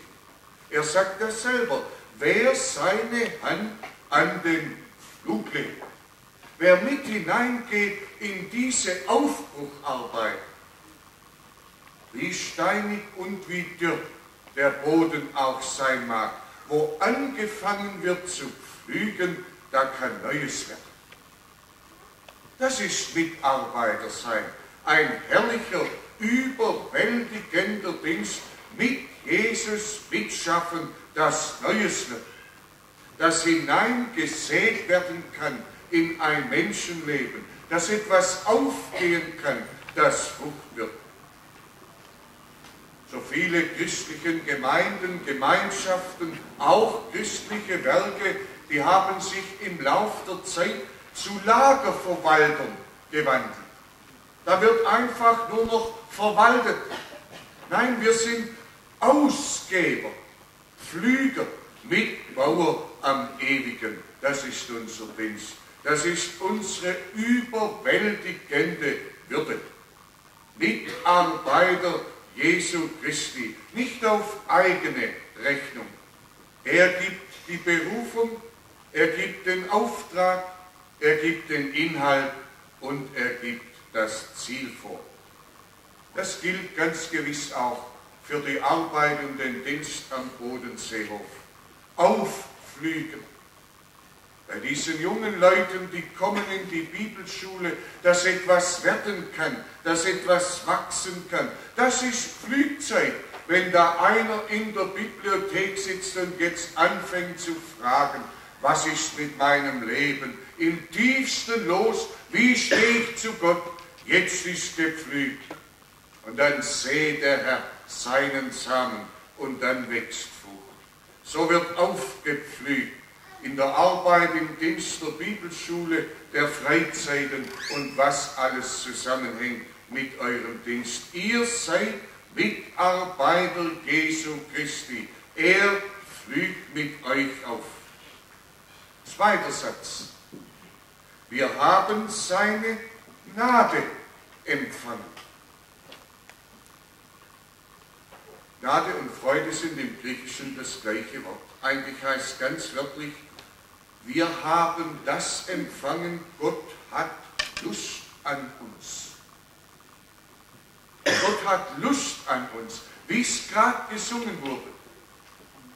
Gott liebt uns Menschen über alles. Das ist das zweite Wunder. Wir dürfen nicht nur Mitarbeiter sein. Nein, unser Herr hat Lust an uns. Er wendet uns seine ganze Freude zu. Wir sagen das so: Gott hat Lust an uns. Jesus Wohlgefallen an uns, als seinen Mitarbeitern. Wie war denn das damals? Dieser Petrus. Neudeutsch gesagt, Jesus muss furchtbar frustriert gewesen sein. Nach 3 Jahren Einzelunterricht für den Petrus. Und was macht er, als drauf ankommt? Der zieht Schwert und haut einem die Ohrlappe ab. Ergebnis 3-jähriger Bibelschule. Oder bei einem Thomas, 3 Jahre mit Jesus zusammen, der begreift so wenig. Oder gar ein Judas. Doch, die ruft er als Mitarbeiter. Er hat Lust an ihnen. Das ist die Grundlage unseres Dienstes. Nicht, weil wir es könnten, weil wir vor lauter Begabung gar nicht mehr übersehen werden können, sondern weil er uns greift und uns gestaltet und seine Freude an uns hat. Und das steckt an. Wir haben seine Gnade empfangen. Freude, die uns angezündet hat. Ich sage es einmal so, Gott hat Lust an uns und damit gewinnen wir Lust am Leben. Lust am Leben, weil es gefülltes Leben ist. Das heißt, wir haben seine Gnade empfangen. Er wendet uns das alles zu. Die Vergangenheit ist weg, ist bereinigt. Die Gegenwart erfüllt er mit Sinn und die Zukunft eröffnet er uns. Das ist biblisch Gnade. Jesus hat Freude an uns und entzündet unser Leben und unseren Dienst zur Freude. Wir sind Mitarbeiter Jesu Christi. Wir haben seine Gnade empfangen und wir leben von seiner Hilfe. Siehe, jetzt ist die Zeit der Gnade. Siehe, jetzt ist der Tag des Heils. Wenn man das auf Hebräisch liest, wird sofort deutlich, was gemeint ist. Und so hat ja Jesus selber gesprochen, Tag des Heiles, Tag des Jehoschua, Tag des Jesus. Jesus heißt auf Deutsch übersetzt Gott hilft. Gott hilft Tag. Das ist gemeint. Zu ihm ist auch dieses Wort zuerst gesagt zum Knecht Gottes in Jesaja 49, Vers 8, als Vorausverheißung der Auferweckung. Ich habe dich erhört, ich habe dir geholfen. Jesus-Tag. Seit der Auferstehung Jesu Christi, da beginnt dieser Jesus-Tag, dieser Gotthilftag für jeden einzelnen Menschen, der zugreift. Dieser Jesus-Tag, Tag des Heils, der Herr ist auferstanden, ist ja viel mehr als individuelle Hilfe. Das eröffnet dieser ganzen Welt Zukunft und Ewigkeit. Er ist der Erste der neuen Schöpfung. Und seitdem dieser Jesus-Tag, dieser Gotthilftag begonnen hat, wissen wir es, wo es mit dieser Welt hinaus will. Er ist der Erste. Wir werden folgen bis hin zu dem, und ich sah den neuen Himmel und die neue Erde. Darauf pflügen wir zu, darauf schaffen wir zu. Die Großmacht Tod. Es ist ja heute ein herrlicher Sonnentag. Wunderbar. Wenn wir hinausschauen, alles ist gekennzeichnet vom Vergehen. Tod. Bei allem Sonnenglanz, die Blätter, die sich jetzt färben, sie sterben ab. Der Baum will überleben in diesen kommenden kalten Wochen. Und was macht er? Er dreht den Blättern den Saft ab. Und jetzt gehen die ein.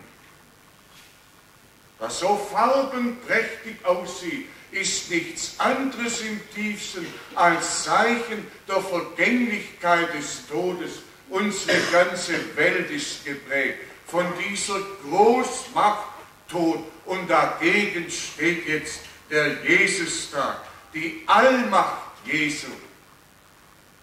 Wir leben von seiner Hilfe, dass wir das ja nicht kleinkariert nehmen. Das hat einen unendlichen, universellen, ewigen Horizont.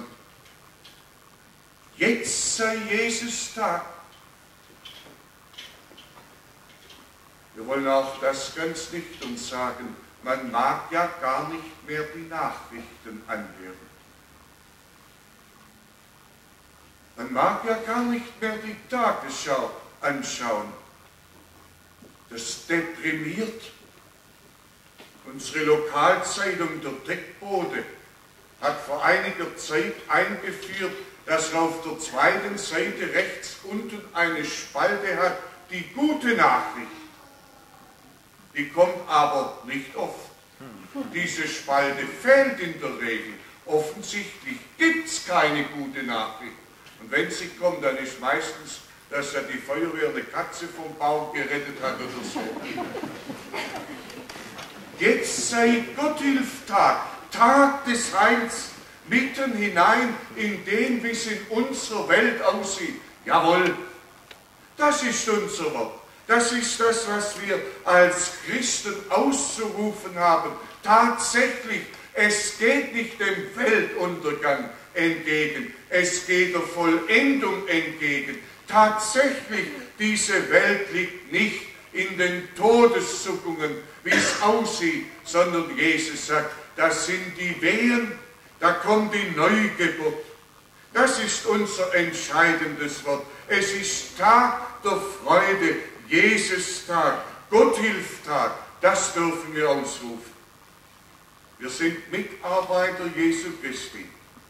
Wir haben seine Gnade empfangen. Wir leben von seiner Hilfe und wir laden zu ihm ein. Unser Dienst hat ein Ziel, dass Jesus, der Gotthilf Gottes, der Retter, den Menschen bekannt gemacht wird, dass wir ihn als Retter ansagen.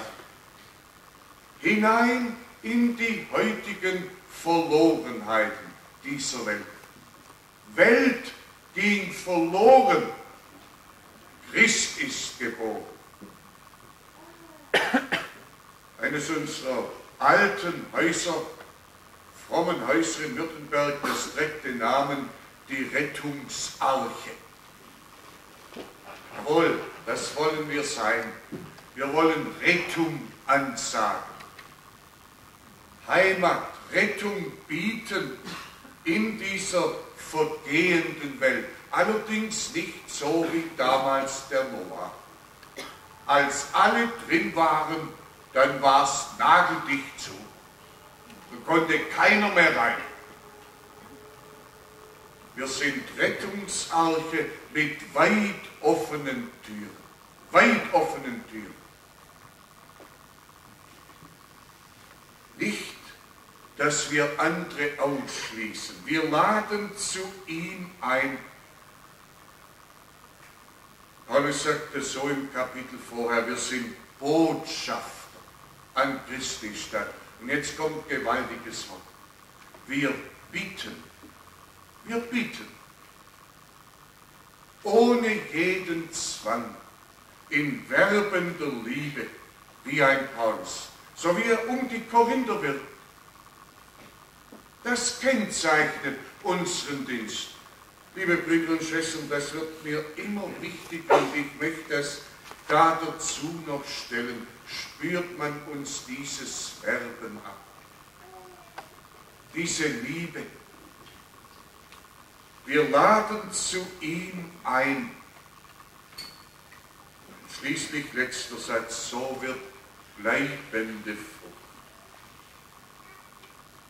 Ich ermahne euch, dass ihr die Gnade nicht vergeblich empfangt, wirklich eigentlich ins Leere strömen lasst, ohne dass irgendetwas dabei herauskommt. Wir empfangen die Gnade vergeblich, das strömt ins Leere, wo wir nur bei uns bleiben. Sondern das soll überströmen, andere erreichen, andere bewässern, anderen Lebensgrund bieten. Wo wir bei uns bleiben, Jesus drückt es auch in anderen Bildern aus, wo er sagt, ihr seid das Salz der Erde, ihr seid das Licht der Welt. Die Leute haben recht, die sagen, es wird immer schlimmer auf dieser Erde. Aber wenn man dann die Konsequenz sieht, dann müssen wir Frommen uns zurückziehen und uns sammeln, dann ist die falsche Konsequenz. Wo muss das Salz hin?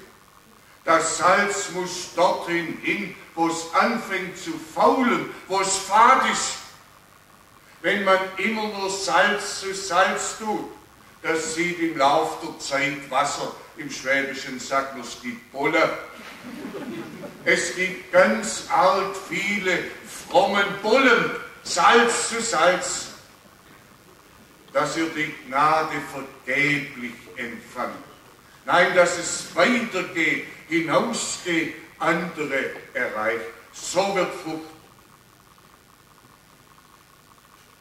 Das ist die ganz große Ermutigung für uns, der überwältigende Trost. Wir dürfen aufblühen. Wir dürfen auch Seeleute sein. Der Same ist das Wort, aber für die Frucht sind wir nicht verantwortlich. Das sind wir nicht. Das lässt der Herr wachsen. Wir hatten bei einer unserer früheren Wohnungen, da hatten wir einen schönen Garten dabei. Da habe ich gesagt, da setzen wir Blumen, zwar direkt an der Haustür, Dahlien. Das kann ich ja, ich verstehe sonst nichts davon, aber einen Spaten nehmen, ein Loch machen und die Dahlienknollen da hinein und dann wieder zu. Und jetzt habe ich gewartet. Kam nichts. Da habe ich zu meiner Frau gesagt, habe ich die vielleicht verkehrt rum reingesetzt. Jetzt wachsen die auf den Erdmittelpunkt zu. Hat sie gesagt, das gibt's nicht, auch wenn die verkehrt drin wären, die drehen sich, die kommen. Da nur! Kam nichts. Da habe ich gesagt, ja vielleicht habe ich die viel zu tief gesetzt. Die brauchen 2 Jahre, bis die rauskommen. Dann hat sie gesagt, das war schon recht, die kommen noch. Warte, ich konnte nicht warten. Eines Tages habe ich wieder den Spaten genommen und habe gesucht, wo sind denn meine Dahlien? Da habe ich alle die Triebe, die schon fast raus waren, alle abgetrennt. Da kam nichts mehr. So ist, wenn man selber nach Frucht sucht. Wir sind nicht verantwortlich für die Frucht. Wir dürfen nicht Pflüger sein.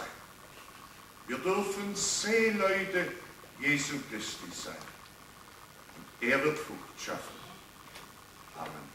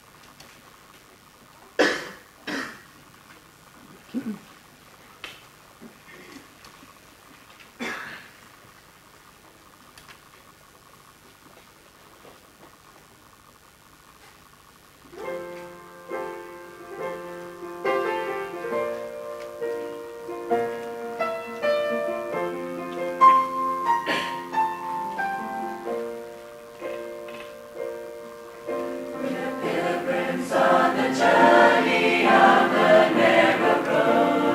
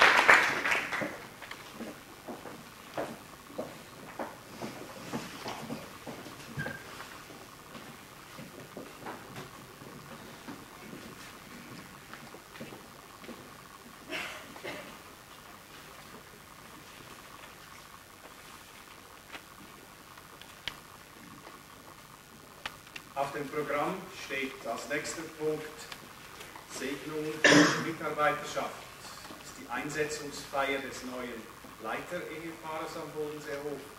Im Vorstand, als wir darüber gesprochen haben, kamen wir zum Schluss, dass es gut wäre, nicht nur die beiden einzusetzen, sondern gemeinsam das ganze Team neu unter den Segen Gottes zu stellen. Und das wollen wir jetzt tun. Wir wollen das folgendermaßen tun. Wir werden Günther Radke, der auch im Vorstand mit da ist, und Erwin Schwarzel, der schon mal hier war, und ich zusammen werden in 3 kleinen Grüppchen die Mitarbeiterschaft unter den Segen Gottes stellen, und dazu bitte ich, dass alle Mitarbeiter nach vorne kommen zum Segen.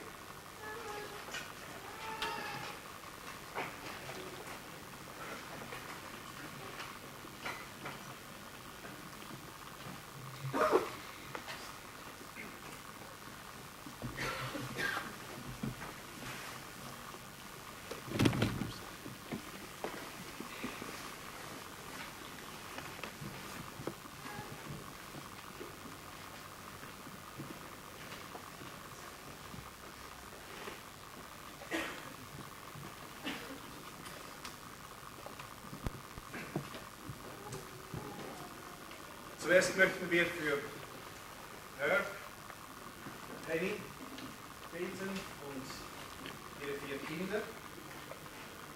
Eigentlich sollte der Herb eigentlich den Namen Moses haben, aber in der Sukzession, in der Nachfolge wäre er eigentlich eher ein Josua.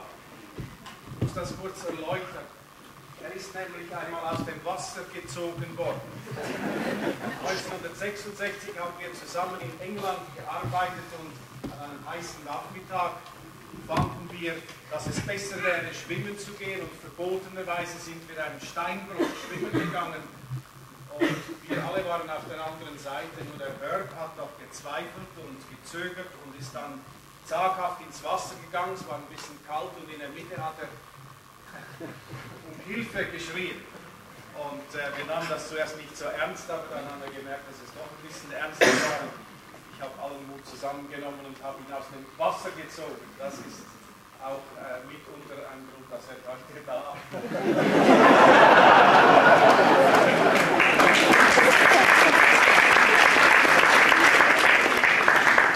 Er hat mir vorhin gesagt, er sei aber nicht Mose, sondern ich denke, er ist vielmehr auch in seiner Funktion in die Fußstapfen eines Josua getreten, und ich möchte 2 Dinge aus dem Josua, seinem Leben sagen. Im 34. Kapitel 5. Mose steht: Josua aber, der Sohn Nuns, war erfüllt vom Geist der Weisheit. Vom Geist Gottes war er erfüllt. Und im 1. Kapitel vom Buch Josua heißt es: Und der Herr sprach zu Josua als Nachfolger in den Dienst.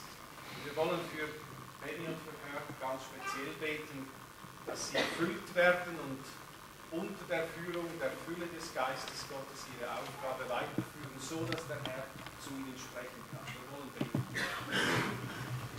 Vater im Himmel, wir danken dir, dass du gerufen hast und dass Penny und Herr deinem Ruf gefolgt sind. Du hast sie in die Nachfolge und in die Mitarbeiterschaft gerufen. Ein gewaltiges Vorrecht. Und nun bitten wir, dass dein Geist über ihnen wacht, sie führt und sie erfüllt, so dass sie deine Stimme hören in den vielfältigen Aufgaben, die auf sie warten. In der Führung der Mitarbeiterschaft, in der immer wieder notwendigen Erneuerung der Sicht der Zielsetzungen. Wir danken dir, dass du sie mit Weisheit erfüllst, dass sie deine Stimme hören und ihnen ein offenes Herz gibst, dass sie auch gehorsam hingehen können, wo du rufst, den Weg beschreiten, den du für sie bereitet hast, zusammen mit allen, die mit ihnen arbeiten. Danke, Herr, dass du ihr Begleiter bist und du ihr Herr bist.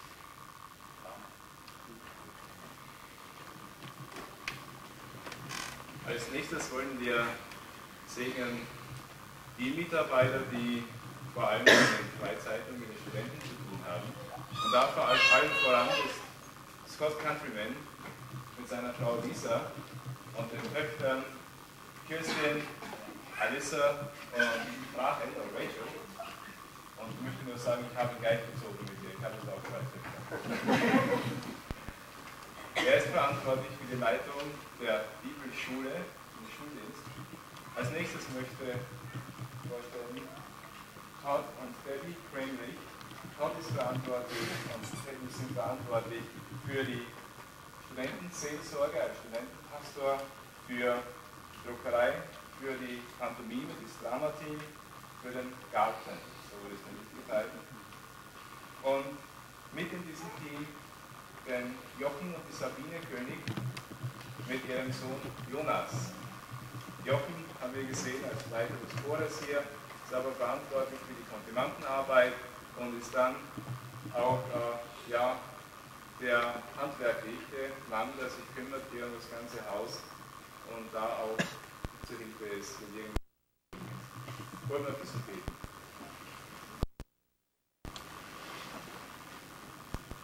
Vater im Himmel, ich möchte dich bitten, dass du diese Leute segnest in ihrer Verantwortung, dass du ihnen Kraft gibst, Weisheit und Freude, dass du ihnen Mut gibst, auch schwierig zu tun, dass du auch dieses Durchhaltevermögen, diese Opferbereitschaft gibst, die oft erforderlich ist in solcher Arbeit. Bitte segne du sie, wie du sie nur segnen kannst, dass ihre Arbeit viel Frucht bringt. Amen.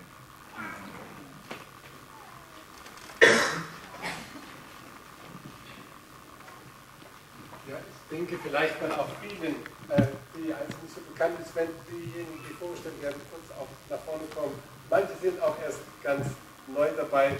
Ich darf zunächst Rebecca Dotterer und Matt Rutsch, Entschuldigung, vorstellen bzw. nennen. Die beiden betreuen zurzeit die Bibelschüler, die hier sind als Ansprechpartner, als erster Ansprechpartner, immer wenn es so um persönliche Dinge oder um Kleinigkeiten im Haus geht. Und ich denke, es ist eine ganz großartige Sache. Dieses Jahr hatten wir in der Bibelschule kleine Koordinierteams gebildet, die wirklich in kleinen Gruppen sich austauschen. Und dann ist auch immer wieder notwendig, doch mal auf so jemand zuzugehen. Dann die Deborah Elke und Michael Proba. Den habe ich auch noch gar nicht kennengelernt, der ist ganz frisch da. Wie lange bist du da, Michael? 3 Wochen. So ist das am Bodenseehof ja oft, dass dann jemand Neues kommt und wir sind sehr, sehr dankbar. Deborah ist wohl ein der fast ältesten Mitarbeiter, ich weiß nicht genau. Also ich meine von der Dauer der. Sie macht jetzt seit mehreren Jahren den Bücherladen oder den Bookshop und hat in Verantwortung auch übernommen, englischsprachige Literatur hier in Deutschland sozusagen weiter zu verbreiten bei verschiedenen Veranstaltungen, zum Beispiel Lavio oder Kongresse, da ist sie mit dem Büchertisch Helfern dabei gewesen und hat dann viele auch englischsprachige Literatur weitergegeben. Und Michael, der hilft ihr zurzeit und wo sonst noch alles fehlt. Wir freuen uns, dass du da bist. Dann kommen die 3 Fleißigen im Büro, wobei ich nicht sagen will, dass andere nicht fleißig sind, das fällt mir bloß gerade ein. Das ist die Ursel Esslinger und die Claudia Menges. Und jetzt erstaunen Sie mich, ich habe zunächst auch erstaunt, oder habe mich gewundert, da ist eigentlich noch die Anita zu nennen. Wobei Anita die Verwaltung der Mitarbeiter Gehälter macht. Deswegen ist sie heute mit dabei und ich denke, das ist ein Stück, das wir eben auch lernen müssen oder lernen, sie in einer neuen Verantwortung zu sehen, die sie hier am Bodenseehof noch hat. Du warst ja in ganz anderer Funktion und in viel stärkerem Maße noch viele Jahre hier. Ich denke, da ist jedes Wort eigentlich zu viel, aber wir wollen sie einfach mit in diese Gruppe hineinnehmen. Und dann kommen diejenigen, die für Haus und Küche sorgen, die Deborah Steigmüller, unsere Küchenchefin als Hauswirtschaftsleiterin, dann die Elke Bierau, Bescheid, und dann noch ein Kimberly Blackwell. Sie ist auch recht neu da. Vielen Dank, dass Sie dabei sind. Mir kam als ein Wort, das, denke ich, für jeden, auch gerade in solch praktischen Dingen immer wieder wichtig ist, es nicht zu vergessen, dass wir sehen, auch die Dinge, die vielleicht nicht so im Vordergrund hier vorne laufen, diejenigen, die mehr oder weniger Zuarbeit sind, aber doch das Reich Gottes mitbauen, dass wir immer wieder wissen, ein Wort, das Jesus seinen Jüngern zugesagt hat: Er selbst, der Vater, hat euch lieb. Mit einer Liebe, die alles sieht, an alles denkt und alles übersieht auch. Ich möchte noch beten.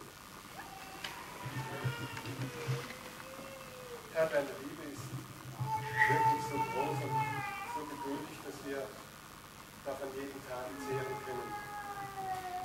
Und dir all die Aufgaben, auch die kleinen Dinge und die vielleicht uns Not machen oder Mühe machen, segne du alle diese Mitarbeiterinnen und Mitarbeiter. Und du baust auch durch diese Sachen, durch diese Dinge hindurch dieses Reich und dein Reich hier am Bodenseehof. Und darüber wollen wir dich danken. Wir legen einfach deinen Segen auf sie alle. Gelobt sei dein Name.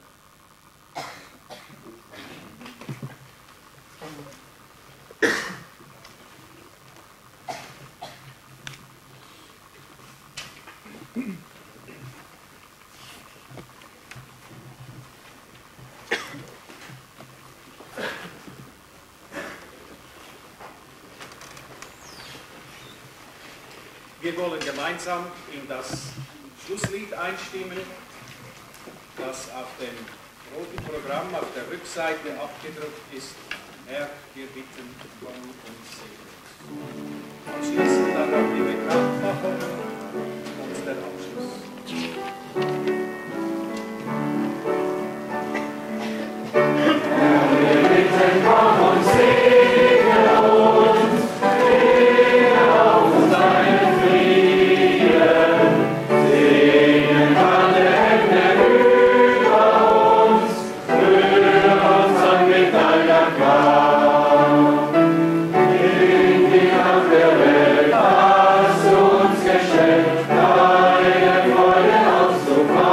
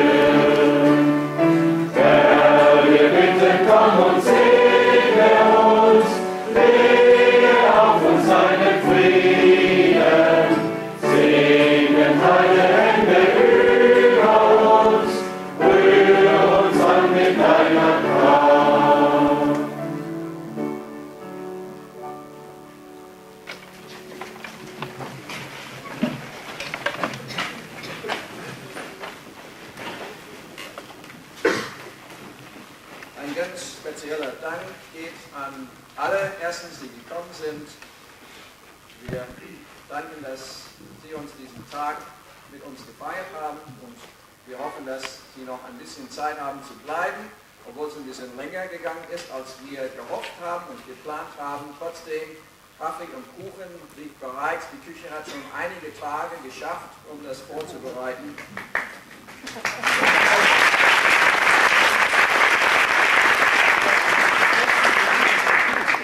Dabei, apropos Küche, natürlich ein ganz herzliches Dankeschön an Deborah und Elke und alle, die mitgeholfen haben, auch jetzt unseren Kaffee vorzubereiten. Auch natürlich ein Dankeschön an alle Mitarbeiter. Ich möchte an dieser Stelle ganz besonders Gott und Lisa danken, die auch in den Monaten, bevor wir gekommen sind, die Leitung des Bodenseehofes gemacht haben und manches für uns viel einfacher gemacht haben, als wir gekommen sind.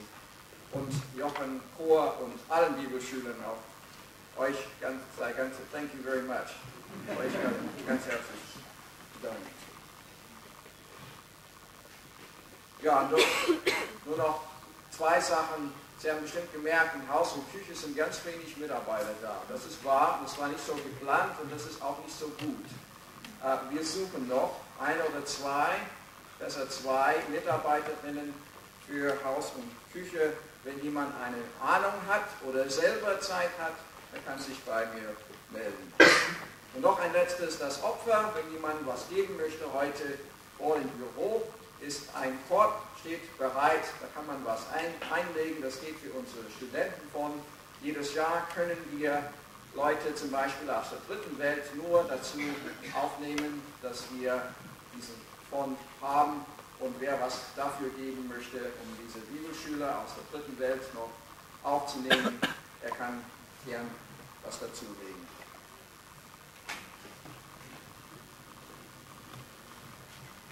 Nun wollen wir uns erheben zum Segen.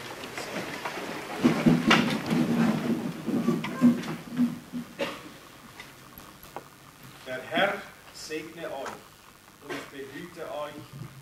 Der Herr lasse sein Angesicht leuchten über euch und sei euch gnädig. Der Herr erhebe sein Angesicht auf euch und gebe euch Frieden. Amen. Es gibt noch einen Augenblick, Entschuldigung. Es gibt kaltes Getränk in der Honeycomb. Es ist die nächste Türe in diese Richtung.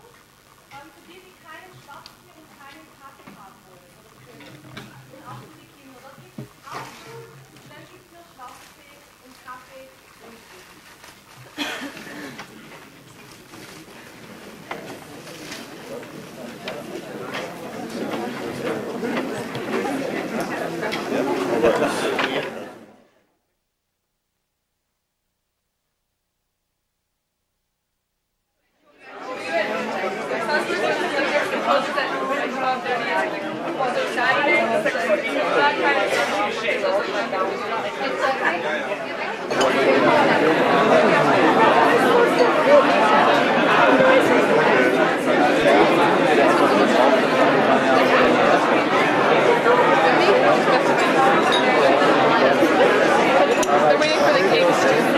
Mein lieber Schweine, der Himmel.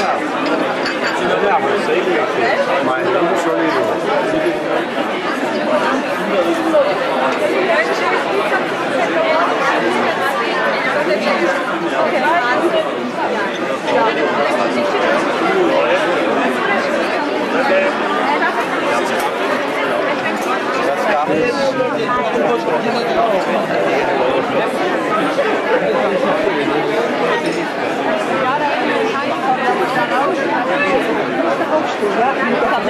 This is my eye, okay? Ja, habe ich sonst nie. Eben, ich habe gedacht.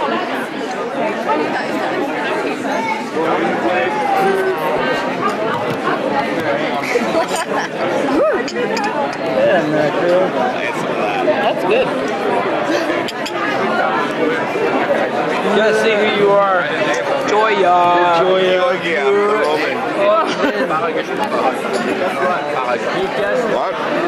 What?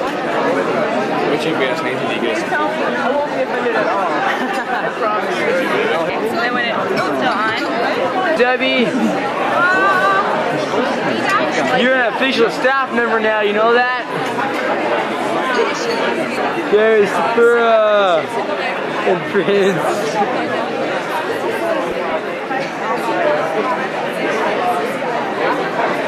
Those are the Africans who love attention.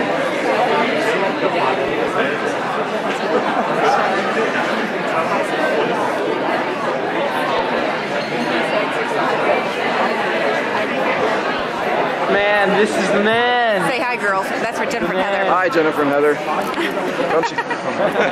Did you take a picture? Hi, Jennifer and Heather. Did you take a picture? There's Rudiger. Hello. Hallo, Penny. Ja, schön dich zu sehen. Here's Todd. Achso. Did you take a picture of yourself so they know who you are? I have. Good. Weiße. Unser Videoman, wir schicken ein Video zu Jennifer und Heather. Ja. Aha. Das ist gut. Yeah. So. Good. That's the. Oh, take a picture of this guy and ask if. No, it's for Jennifer and Heather. And ask if Jennifer knows who that is. Jennifer, do you know who that is? It's Michelle Brova. And she'll go. I hope you remind me. Julie just went over there. This is Ryan. Okay, you ready? Hey, Joby.